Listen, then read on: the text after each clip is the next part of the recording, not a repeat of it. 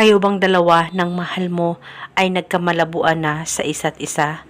Yung nararamdaman mo na siya ay tuluyan ng nawalan ng gana at pagmamahal sa iyo. Kaya ngayon, ikaw ay nalulungkot sa kakaisip sa kanya dahil ayaw mo na tuluyang masira o tuluyang magkahiwalay kayong dalawa ng mahal mo. Ngayon, may ituturo ako sa inyo na napaka-epektibong ritual at ito ay makakatulong upang panatilihin ang pagmamahalan at relasyon at pagsasama ninyong dalawa ng partner mo. Basta dapat palaging buo ang loob at tiwala mo sa mga ganitong pamamaraan.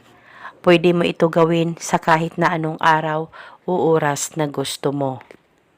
At sa pamamagitan nito, siya ay sobrang mababaliw sa pagmamahal sa iyo.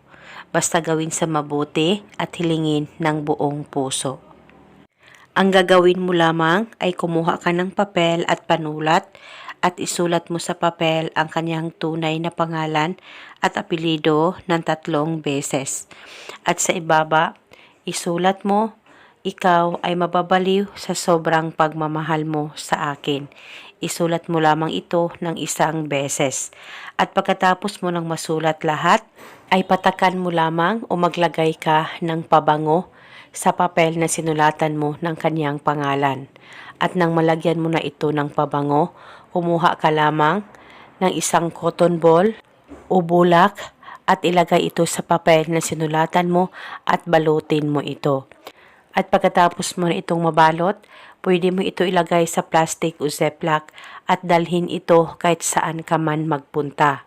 At wala na po kayong kailangan pang banggitin o ibulong na spell, basta gawin itong ritual na tama ang pagkagawa mo at paniguradong mababaliw siya sa sobrang pagmamahal sa iyo. Basta dalhin itong ritual kahit saan ka man magpunta. At pwede mo rin itong ilagay sa ilalim ng unan mo sa tuwing ikaw ay matutulog.